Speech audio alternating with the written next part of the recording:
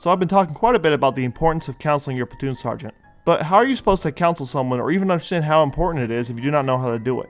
Well, don't worry, that's what I'm here for. There are 3 types of counseling. Number 1, event-oriented. Event-oriented counselings are meant to occur either before or after a specific event takes place. For example, if a soldier is being sponsored for a promotion board or being sent to school, leadership will usually counsel the individual not only to notify them, but to give them information critical to their success. It can also occur after exceptional duty performance, where it is beneficial to record good behavior for evaluations or reward purposes. It can also be used purely for informative purposes, like a pre-weekend safety counseling or in order to attend an appointment. However, it is often used for derogatory actions, either to find a solution to a problem a soldier is having or to record bad behavior and take corrective action. It is not limited to the examples given, but each instance will be due to a specific event rather than a review of a time period. Number 2, performance counseling. Performance counseling is required by FM 6-22, AR 600-20, and AR 623-3. Normally, NCOs and officers are counseled at least quarterly, while junior enlisted soldiers are counseled monthly. These types of counselings are intended to help gauge and improve performance over a long period of time. They do this by reviewing the conduct of the soldier, setting acceptable levels of conduct for the near term, as well as determining ways to set themselves apart from their peers. If used correctly, performance counseling can give both the soldier and the rater framework for how the evaluation will be written. No matter if it's a good eval or a bad eval, it should not be a surprise. Performance counseling will help make sure that no one is shocked by their rating. Number 3, professional growth counseling. This type of counseling usually takes place between a soldier and their mentor. However, those in the rating chain are not restricted from conducting professional growth counselings. In fact, in most performance counselings, there will be an element of professional growth if they're done right. Now, there are several ways to conduct these counselings. Paperwork is not the only method, however, sometimes it's mandatory. For example, if a soldier's performance is in question or there is bad conduct, it is required that a formal counseling session is conducted using the DA 4856, according to AR 635-200, paragraph 1-16B3. If it is not, then the event or performance may not be used when trying to justify separation. Additionally, you must formally counsel using the DA 4856 when recommending non-judicial punishment known as the Article 15. The whole point of this is to ensure that not only are you notifying the soldier of their shortcomings, but you're giving them an opportunity to rehabilitate. Another example is when a soldier becomes pregnant. They must be counseled of their responsibilities formally. However, sometimes the best counseling is informal.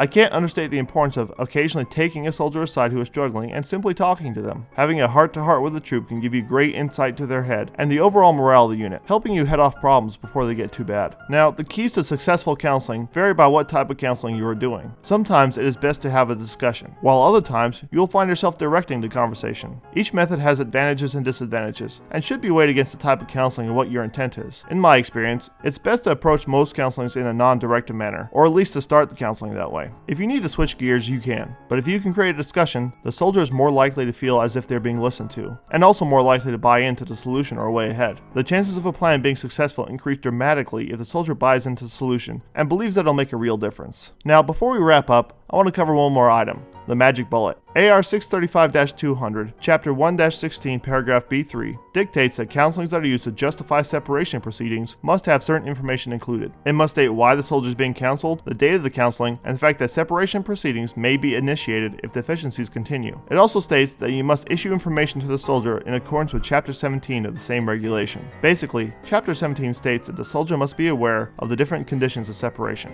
including how they may affect their benefits and how it can be difficult to gain employment if separated. You must also brief the soldier that the likelihood of changing condition of separation after the fact is very low. Now, you can try and write this information uniquely each time, and it may not be a bad idea to try and write out the bullet once for yourself so you can learn more about it. But most leaders just use a form bullet and simply copy and paste it onto each counseling they do. You can see your local command judge advocate or inspector general to get a hold of the locally suggested magic bullet. But if you'd like to get the one I used, click on this link to go to my rucksack page on the website. It'll be labeled magic bullet. I would also make sure that the soldier initials at the end of the magic bullet. This will show that they at least had the opportunity to read it if they so chose. Well, that was counseling in a nutshell. Let's go over the main points. Number 1, there are 3 types of counseling: event-oriented, performance, and professional development. Number 2, you can approach counseling in several different ways, but I recommend that you at least start every counseling in a non-directive manner. Number 3, the magic bullet is a required statement. Make sure you place it on any derogatory or negative counselings. If you enjoyed this video, please click subscribe. Till next time, remember, the Army goes rolling along.